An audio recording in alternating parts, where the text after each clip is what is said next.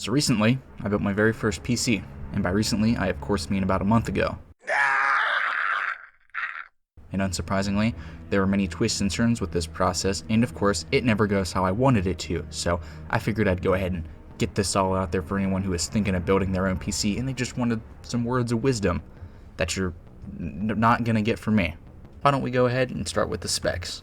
Now, I went to a store for all but one of these parts since I wanted to try and build it all that day and get it up and running as soon as possible. So for the CPU, I went with the AMD Ryzen 7 5800X, and going just a little off topic, I don't really know what I was expecting, but while I was building the PC, the CPU was just a bit heavier than I expected it to be. I always just assumed that they were pretty light, but no, they weren't.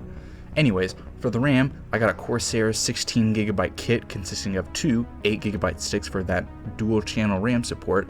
For the graphics card, I went with the only thing that they had in stock that wasn't $1,000, which was an AMD Radeon 6500 XT. The motherboard that I got originally was an Asus TUF Gaming X570 with onboard Wi-Fi, but due to complications that I'll mention later, I swapped it with the MSI B550 Gaming Plus, and I got a USB Wi-Fi adapter to tide me over until I can get a PCIe Wi-Fi adapter. The power supply and case I didn't really think about, and I got just whatever looked good at the store, which was the EVGA BR700W80 Plus, which, to simplify, is a non-modular 700 watt power supply with 80% efficiency. And the case was the NZXT H510 ATX mid tower case. Oh, and I also got a iFixit kit to actually put the whole thing together, as well as a 1TB Samsung SATA SSD. And for those who are interested, I went ahead and put my specs in a PC part builder link for you to check out whenever you're done with the video and you just need to reference the parts for later. Now, you might be wondering, why did I choose the 6500 XT, other than the fact that it's the only thing that they had in stock that doesn't cost you an arm and a leg? And the reason for that is my background, which is a laptop. And that entails stuff like integrated graphics, 4GB of single channel RAM, and of course 1366 by 768 displays. You probably thought I was going to mention the bad airflow that laptops usually have, but no, that's honestly not too much of an issue. Anyways, the specs on this computer compared to the laptop are a godsend. Like, seriously, I can feel the increase in performance in the games that I personally like to play, because honestly, I don't really care too much about most modern games, and I think I'm going to stick to relatively older titles like just about everything in my Steam library. Another great thing about this computer compared to the laptop is all of the non-gaming software that I can finally use, like DaVinci Resolve to edit my videos, OBS to capture much higher quality and resolution videos for you all to enjoy. And also, I do some programming on the side and stuff like Unity and Unreal, so it's nice to be able to use Visual Studio and the editor at the same time. And also, games that have mod support run so much better, and I can have more than 5 mods before the computer slows you and crawl. So, fast forward to when I get home and I start assembling this thing, and everything is going relatively well until I realize that the AMD CPU did not come with a CPU cooler. Sadly, I can't show you it because it's hidden underneath this fan, which you also get for free.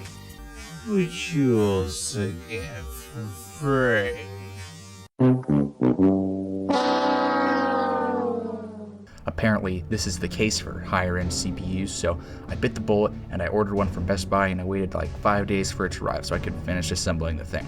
Anyways, I get the entire PC built thanks to about 5,000 manuals that come with every part, and I look at my workspace and I realize that I still have a bunch of leftover pieces like screws and whatnot, and I just shrug it off and get back to it.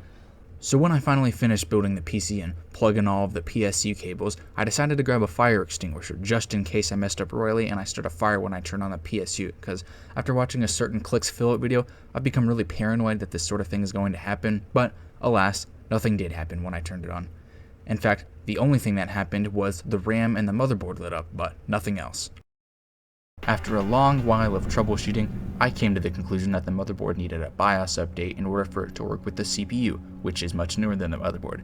But the motherboard doesn't even have BIOS flashback, so I can't update it unless I have a Ryzen 3000 series processor, which I obviously don't. So, fast forward to next weekend, and I have to take the entire thing apart again, clean off the CPU and cooler of any thermal paste, and go to the store again, get a different motherboard, this time one with the BIOS flashback, so I can actually get the damn thing to work. So that night, I put the entire PC back together, only to realize that BIOS flashback doesn't work if I have anything plugged in that's not the CPU or the motherboard power. So I take it all apart again, flash the BIOS with the newest firmware, and surprisingly it works, and then I go ahead and put the thing back together again. And my fingers are just in pain at this point after trying to plug in all of the sockets and whatnot. So I turn the thing on and the motherboard actually lights up and everything goes ahead and spins to life, which is further than the other motherboard that I had. But it's not all sunshine and rainbows because the RAM sticks, which have RGB lighting, aren't lighting up like they did when they were in the other motherboard. And also the DRAM light on the board is lit up. So I'm just kind of frustrated at this point, and I decide since it's 3 o'clock in the morning, I might as well sleep on it. So the next day, I wake up, I get the idea to push the RAM sticks in just a little more, and they actually click in, and when I go to turn it on, they light up, and I'm able to boot into the BIOS where I can set up some stuff and install Windows 10 on a flash drive to finally finish this horrendous process. Shout out to the shittiest startup screen known to man. So what did I learn from all of this? Well, that I know absolutely nothing when it comes to PC building, and I should probably just give up the hobby altogether, but knowing me, I'm not going to be doing that anytime soon because I just love the pain and the suffering of this whole ordeal. And honestly, I do like to overcome the challenge of a PC not booting up because I forgot to do something simple like fully slot in the RAM because I'm trying to be too delicate with it from bad prior experiences that I've had with RAM sticks. So now you might be wondering, what can you, a person with little to no PC building experience, learn from this?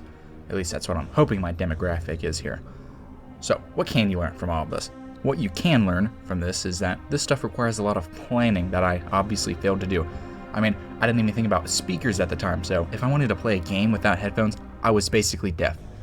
And I suppose you learned it's a great idea to always keep your receipts, because you never know when a board or a graphics card or RAM is DOA and you need to return it and swap it for another one. I'll return sometime later to share how the PC actually feels to use, so if you want to build my PC, you'll have an understanding of how it is to use. Okay, so it's however long later, and you may want to know if it was worth the money. And I have to say, the PC is pretty amazing to use, and yes, it is worth the money. Like I mentioned before, I'm used to laptops and their somewhat poor performance compared to desktops, and everything just feels like smooth and snappy. Although my laptop has an M.2 SSD, the SATA one in my desktop is a lot faster. I'll save benchmarks for the second channel for those who really want it, but just about any game that ran on my laptop at 768p 60Hz runs so much faster on the desktop at 1080p 75Hz.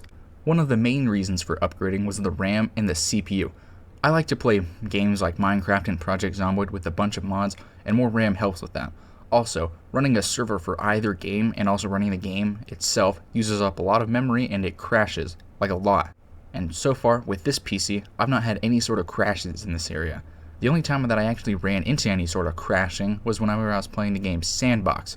For whatever reason, when trying to quit the game, my monitor went black and I got a pop-up saying that the driver timed out or something, so that's definitely worth noting. Though, I can't say if that was due to the graphics card or a combination of it and Sandbox, being such an early development game. I can't say too much about video editing just yet since I haven't tried anything too ambitious. As of now, it's just a simple Deus Ex meme with some chroma keying, and that's about the extent of that. Now, this next part may not even apply to you, but I think it's worth mentioning regardless. So, my power setup is fairly simple. I have a surge protector that all my other electronics plug into, like my monitors, speakers, and of course the PSU. Now, the problem comes in when I plug in a fan and try to cool myself off when it gets hot in my room, but for reasons that I'm probably not qualified to explain, whenever I use the fan, my graphics card stops outputting video and it either corrupts or deletes my drivers. All that I know is that I need to reinstall them or else I get 5 FPS in literally every single game I play. Doesn't matter if it's GTA 5 or the original Deus Ex. And honestly, the way in which that I figured this out is another story that I don't have time to get into, but eventually I did figure it out and it's basically a non-issue now.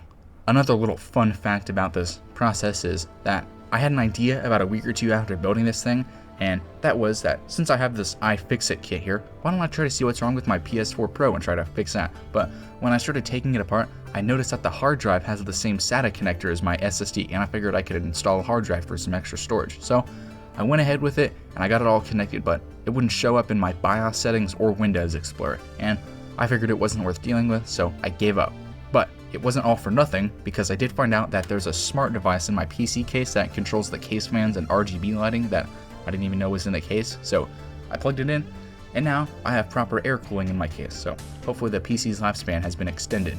Oh yeah, and I guess I have RGB. Honestly, I really don't care too much for RGB lighting, but somehow here I am where 90% of my equipment and peripherals have RGB lighting in them. Well, that's basically it for how it's been to use. Other than that one issue that was probably my fault anyways, the PC has been really nice to use. Now, when I eventually upgrade this thing, the first thing that I'm going to replace is probably the graphics card, but only because it doesn't have a video encoder, and I'm really paranoid about footage that I record coming back and looking like garbage, be it low resolution or frame rate. Starting to think like us, huh? Be careful. Paranoia is a drug. You can get addicted. And having a dedicated video encoder solves this issue. I could get a capture card, but I mean, I might as well just get a better graphics card so I can record without worrying about the quality, and do it at a higher resolution like 1440p or maybe even 4K, but I'm not too crazy about 4K. At least not yet. The CPU is definitely not getting upgraded anytime soon, and I've even read that it might be overkill for gaming, but thankfully I do other stuff like video editing and game development, so all that extra power can be used to make my life easier, or at least quicker.